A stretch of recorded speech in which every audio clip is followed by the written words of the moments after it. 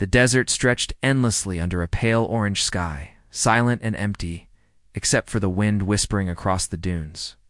Ethan Cole wiped the sweat from his brow and looked at the strange metallic shapes half buried in the sand ahead. Everyone in the nearby town called this area the Forbidden Zone. No one came here. The air was dry, the sand was sharp, and strange lights sometimes flickered over the horizon at night. People said an old alien ship had crashed here long ago. Anyone who went inside was never seen again. But Ethan was not afraid. He was 24, a quiet engineer who fixed machines and collected old parts for a living. Ever since he was a child, he had dreamed of discovering something from beyond Earth. The stories about the crashed alien ship had filled his mind with curiosity. He had waited years for this night when the security drones went offline for maintenance, and no one would stop him from entering the desert. His boots sank into the hot sand as he approached the strange object. The hull was half buried, black and silver, with veins of faint blue light that pulsed like a heartbeat. The design was unlike anything human. It was smooth and curved, almost organic. Ethan ran his hand over the metal. It was warm, not cold, like normal steel. He felt it vibrate faintly, as if the ship recognized his touch. He whispered to himself, "You've been asleep a long time, haven't you?" A faint hum answered him. He stepped back, startled, but then the sound faded again. It was probably just the wind. Gathering his courage, he found a narrow opening near the ship's side where the metal had cracked. It looked big enough to crawl through. Ethan took a deep breath and switched on his wrist light. The beam cut through the darkness, revealing a narrow tunnel that led inside. He crawled in slowly, careful not to cut himself on the sharp edges. The air inside was cool and smelled faintly of something sweet, like rain mixed with metal. The walls were smooth, glowing with soft blue veins that pulsed in rhythm. It felt alive. His heart pounded with excitement. Every step he took echoed softly, and somewhere deeper in the ship, something answered with a low hum. He walked through what looked like a corridor, filled with strange round doors that had no handles. Some were open, others sealed tight. Symbols glowed faintly beside each one, written in a language he had never seen before. He pulled out his small translation scanner and tried to read one. But it only flashed red unknown script, no match found. Then he heard it. A sound so out of place that he froze instantly. It was soft and trembling, almost human, crying. He turned off his light and listened carefully. The sound came again, distant but real. Someone or something was crying deeper inside the ship. Ethan's first thought was that it might be a recording, a leftover sound from the crash. But the tone carried emotion, fear, and sadness. He felt it in his chest. Without thinking, he started walking toward it. The ship's halls seemed to change as he moved. The walls breathed faintly, expanding and contracting like lungs. Lights flickered in patterns as if guiding him. The ship wasn't dead. It was alive, and it wanted him to go deeper. After several turns, he reached a large circular door half covered in sand. The sound of crying was coming from behind it. Ethan brushed off the dust and placed his palm against the door. To his surprise, it rippled like water and slid open with a hiss. The room inside was dimly lit. By a glowing crystal sphere floating near the center, it pulsed gently, giving the room a soft blue glow. And beside it, curled up on the floor, was a figure. She looked almost human. Her skin was pale with a faint blue shimmer, and her hair was silver white, falling over her shoulders like liquid light. She wore a torn dark suit with strange glowing threads running through it. Her knees were drawn to her chest, and her shoulders shook as she cried softly. Ethan stood frozen, unable to move or speak. For a long moment, he simply stared. He had expected metal, machinery, maybe alien bones, but not this. Not a living being. Then the crystal pulsed sharply, and the girl's head lifted. Her eyes were unlike anything human, deep, violet with rings of silver light. They locked on him instantly. For a few seconds, neither of them moved.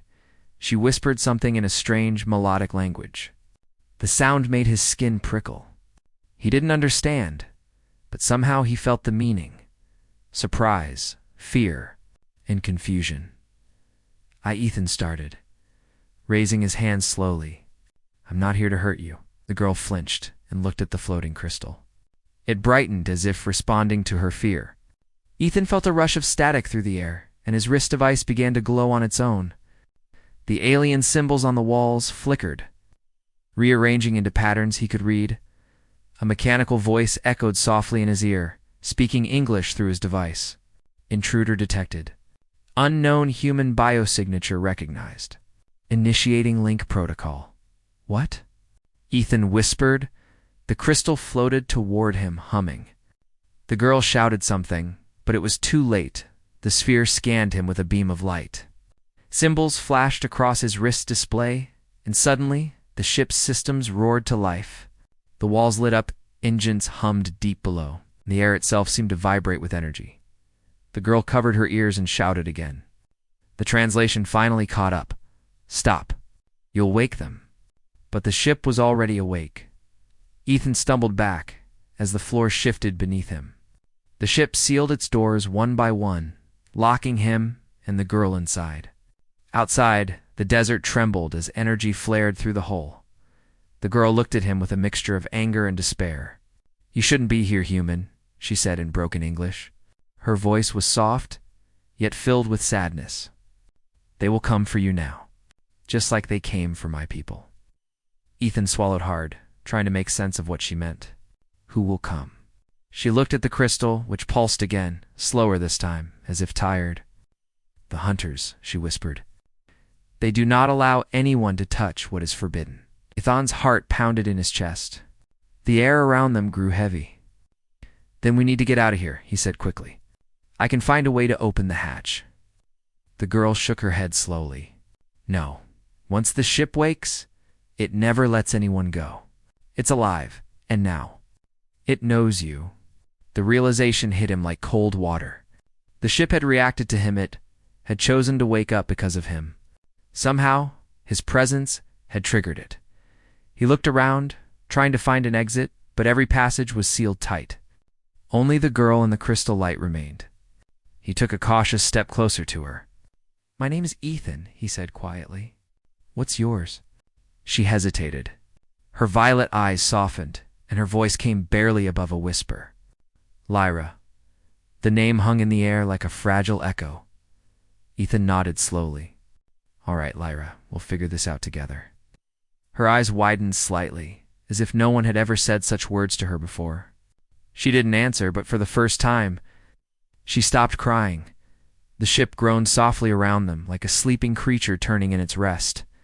Lights dimmed, leaving only the faint glow of the crystal between them. Outside, lightning flickered across the desert sky. Ethan didn't know that far above, in the silent orbit of Earth, unknown sensors had just reactivated, detecting the signal from the forbidden ship that was never meant to wake again. And now, it had a human inside. The silence inside the alien ship felt heavier than the sandstorm outside. Ethan stood near the glowing crystal, his pulse racing. Every few seconds, the ship's lights flickered softly as if breathing. Lyra sat near the wall, her arms wrapped around her knees, watching him carefully. Her violet eyes followed his every movement, cautious yet curious. For a long time, neither spoke. The only sound was the hum of power returning through the ship's veins. Ethan finally broke the silence. You said this ship knows me. What does that mean? Lyra lowered her head. It means you woke it, she said softly. It was sleeping for many years. It only responds to a living bond. When it sensed your mind, it decided to live again. Ethan frowned. So it thinks I belong here? Lyra nodded slowly. Yes, and that is why we are trapped. It has accepted you as part of itself now. The ship's mind will not release what it believes is its own. He rubbed the back of his neck, trying to understand. That doesn't sound very comforting.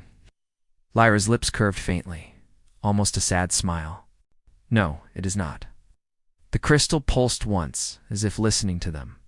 Ethan looked at it closely. Is that thing alive too? Lyra's voice softened. That is the heart. It is not alive like us. It is something between life and machine. It holds memories, energy, and purpose. It guided our kind through the stars. But when the wars came, it became forbidden. My people feared its power. Ethan sat down across from her, still trying to grasp everything. You were in that war? Lyra looked down. No, I was born after.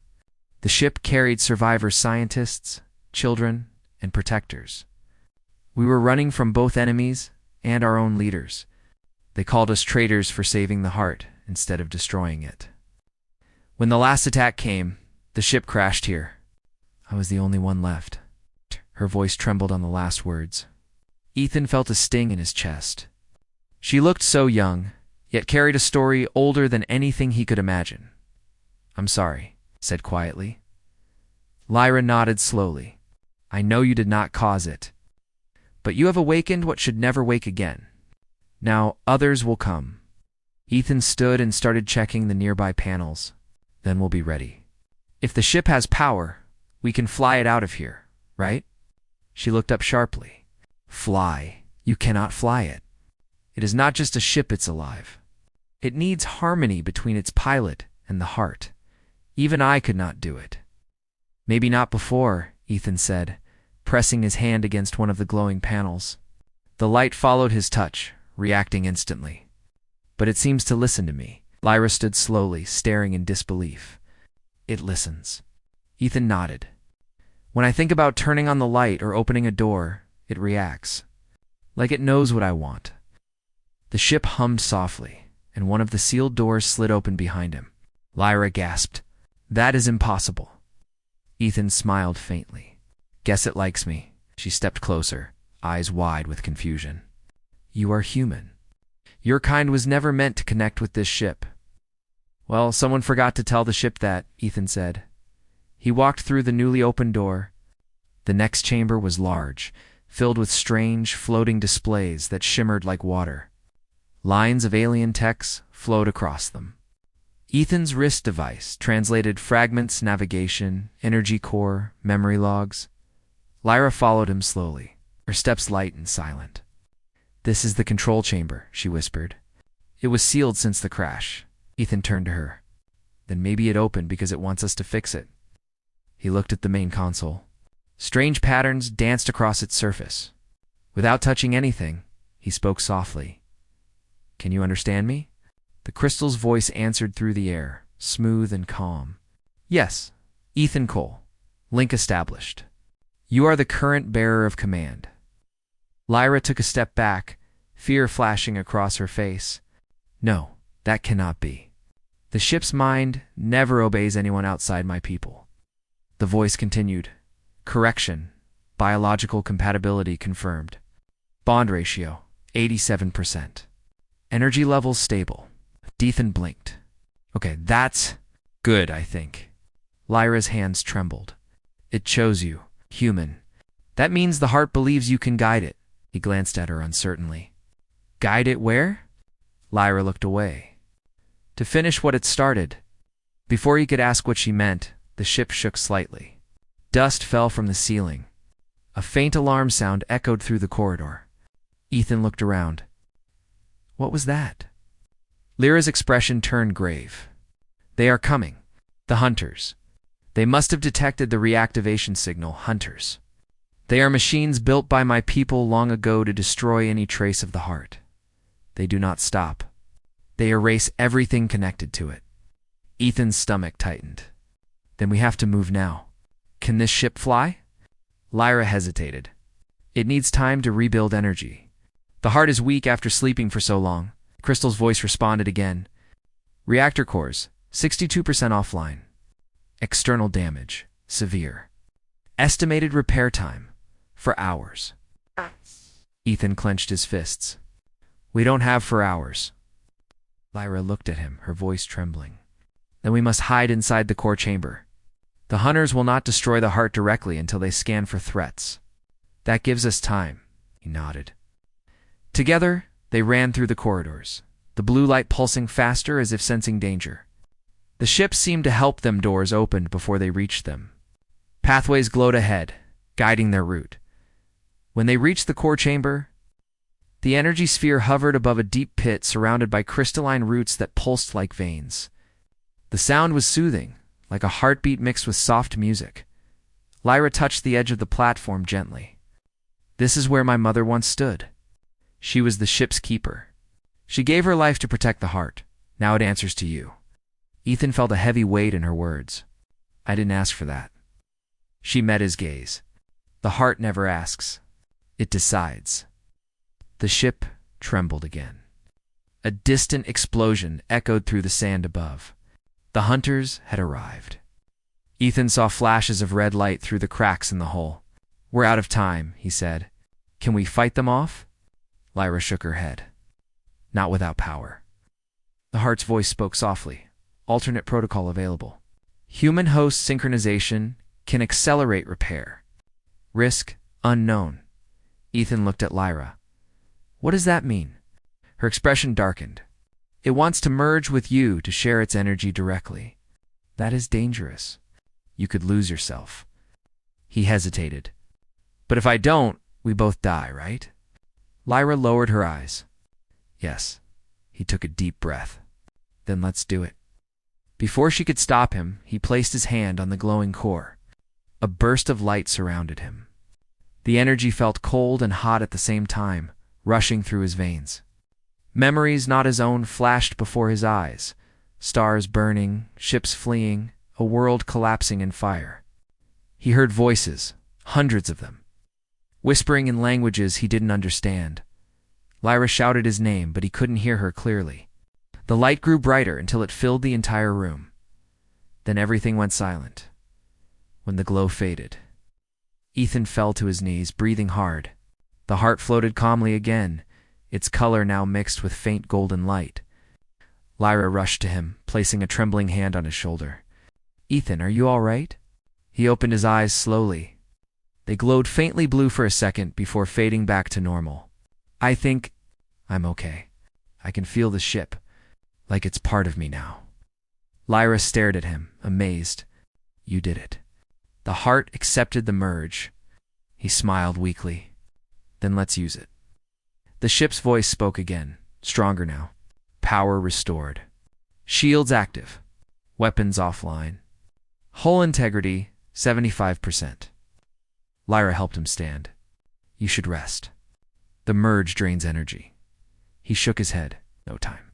Let's make sure those hunters don't tear this place apart. Through the floor, faint vibrations echoed metallic footsteps approaching fast. Lyra turned pale. They are here. Ethan focused. The lights brightened in response. He could feel the ship's systems like muscles under his control. If this thing really bonded with me, he said, then maybe I can control it. He reached out mentally, picturing the door's ceiling, the energy shield forming. Instantly, metal barriers slid into place, cutting off the corridor behind them. Lyra's eyes widened in disbelief. You are commanding it with thought. Exhaled slowly. Guess I'm learning fast. Outside, the first blast struck the hull. The room shook violently. Ethan stumbled, but the ship absorbed most of the impact. Sparks rained from the ceiling. Lyra steadied him, her silver hair glowing faintly in the blue light. You should not risk yourself for me, she whispered. He looked at her firmly. I'm not risking myself. I'm protecting both of us. And maybe your people's legacy too. She looked at him for a long moment, then nodded. Then we stand together. The second blast hit, louder this time. The heart flared brighter, and the ship's voice echoed. Enemy drones detected. Suggest immediate counteraction. Ethan grinned slightly. I was hoping you'd say that. He focused again, and the floor panels around them lit up, revealing the hidden power of the forbidden ship. For the first time in centuries, its engines began to hum. Lyra looked up, eyes wide with awe and fear. You are waking it completely, he met her gaze. Then let's show these hunters what happens when a human and an alien fight together. Outside, the desert lit up as the ship's hull began to glow blue beneath the sand. The hunters circled above, not realizing the storm they had just awakened. Inside the command chamber, Ethan and Lyra stood side by side as the ship prepared to rise. The night sky above the desert flashed with red and blue light as energy blasts rained down. The hunters had surrounded the ancient alien ship, their mechanical wings cutting through the storm. The ground shook with every impact, throwing waves of sand into the air. Inside the control chamber, Ethan stood near the glowing heart, his jaw set in determination. Lyra was beside him, fear and awe mixing in her violet eyes. The ship's voice spoke clearly now, no longer weak or distant. Power levels rising. Defensive systems online. Awaiting command. Ethan took a deep breath. Activate shields. Keep them off the hull. At once, the entire ship pulsed. A dome of blue light spread outward, rippling like water before hardening into a glowing barrier. The next volley of energy blasts struck it, but instead of breaking through, they scattered harmlessly into the night. Lyra stared in wonder. You did it. You really did it. Ethan didn't look away from the control displays. We did it, sighed. The hunters regrouped, scanning the barrier. They moved like silent shadows, hundreds of them, hovering in the air with red lights burning where eyes should be. Then, in perfect unison, they began to fire again, a shot hitting the same spot over and over. Trying to overload the shields, the ship shuddered. Energy readings dropped fast. The voice warned, shields at 60%. Power drain critical. Ethan clenched his fists. We can't stay here. Can this thing still fly? Lyra turned to him quickly. You cannot take off without full synchronization. The ship's core will collapse if you force it. I don't have a choice.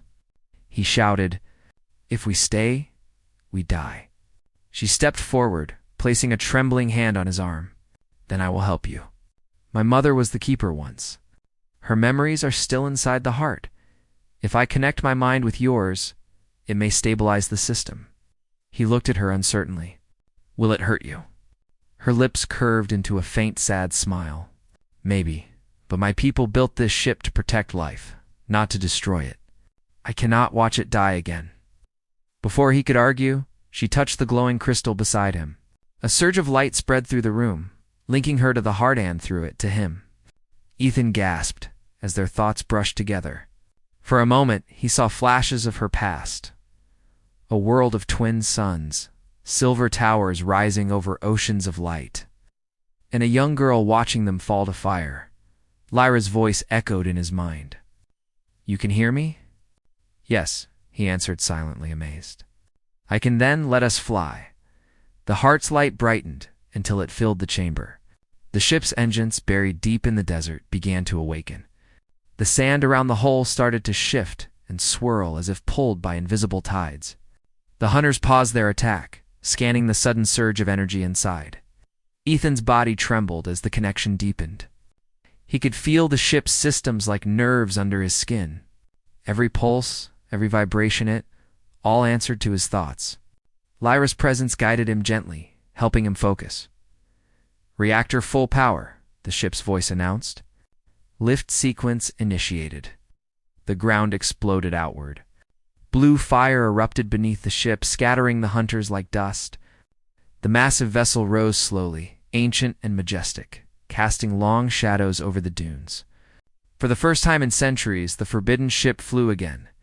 Ethan's heart raced as the stars filled the view screen. We're flying, he said softly, almost in disbelief. Lyra smiled faintly beside him. Yes, my home once looked like this ship's rising into the sky. But their moment of peace didn't last. The hunters regrouped, forming a dark swarm in the sky. Hundreds turned into thousands. They moved fast, their formation tight, their red beams glowing brighter. The ship's voice warned, incoming assault. Evasion required. Ethan tightened his grip on the console. Hang on, the ship responded instantly to his command. It twisted through the air like a living creature, rolling to avoid the incoming barrage. Energy blasts streaked past them, lighting the desert below like daytime.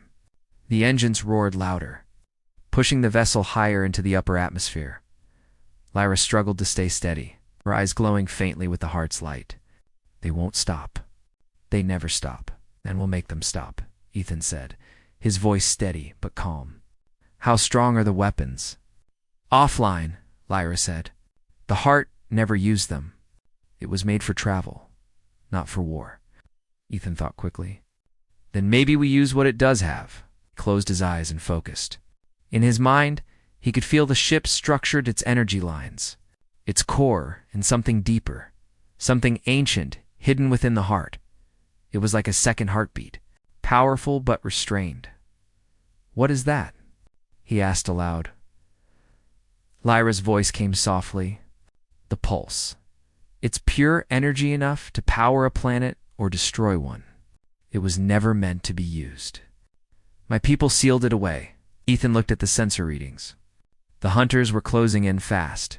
"If we don't use it, we won't make it out of the atmosphere." She hesitated. "If you use it wrong, the heart will die. And so will you." He looked at her, his face calm. "Then tell me how to use it right." Lyra closed her eyes, tears shining faintly. "You must guide it with purpose. It does not obey hate or anger. Only will. Only the desire to protect." "I can do that." He placed both hands on the glowing console and focused on one thought. "Protect her," the heart answered. Light flared across the ship, so bright it turned night into dawn. The hunters surrounded them, ready to fire, but before they could, a wave of golden blue energy burst outward in every direction. It wasn't a beam. It was a pulse, like a heartbeat sent across the sky. Every hunter drone froze midair. Their red lights flickered once, then went dark. One by one, they fell from the sky like fading stars. The storm was over. Inside the ship, silence returned. Ethan collapsed to his knees, breathing hard. The heart dimmed slowly, its glow now gentle and calm. Lyra knelt beside him, her hands shaking. "Ethan, you did it." He looked up weakly and smiled. "No, we did." She helped him stand. The control room lights softened, casting a peaceful glow across the walls. Outside, the desert stretched endlessly, silent once more. The ship drifted higher, breaking through the last clouds into the cold beauty of space. Below them, the planet curved in blue and gold. Ethan stood near the window, staring in awe. "It's beautiful," he whispered.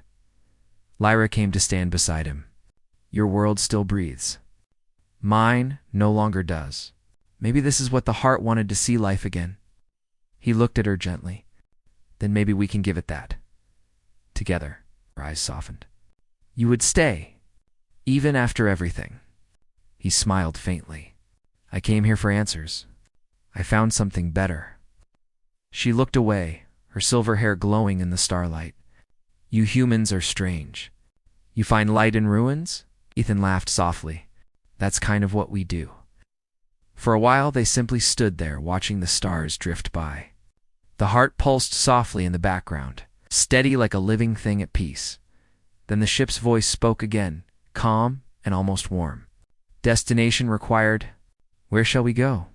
Lyra looked at Ethan, letting him decide. He thought for a moment, then smiled. "Somewhere safe. Somewhere new. Let's find a place where no one's chasing us," affirmed the voice replied. "Plotting course?" As the engines flared to life, the ship turned away from Earth's orbit. The stars stretched into streaks of light as they entered the silent path between galaxies. Lyra watched the stars blur and whispered, "My mother used to say that every journey is a promise to the future." Ethan looked at her and said quietly, "Then let's keep that promise." The heart glowed brighter, responding to their shared thought. Its pulse echoed through the corridors, steady, alive, hopeful. Behind them, Earth faded into a small blue dot, while ahead stretched an infinite sea of stars. The forbidden ship that once lay buried in silence now carried two souls who refused to surrender to fear, to fate, or to the past. And somewhere deep within its core, the heart of the ship ancient and wise recorded a new entry in its memory. A human entered our halls and chose to protect instead of destroy. Perhaps the universe has not forgotten kindness after all. Lyra closed her eyes, finally smiling. As Ethan guided the ship toward the unknown horizon, for the first time in a long, long while, both human and alien were free.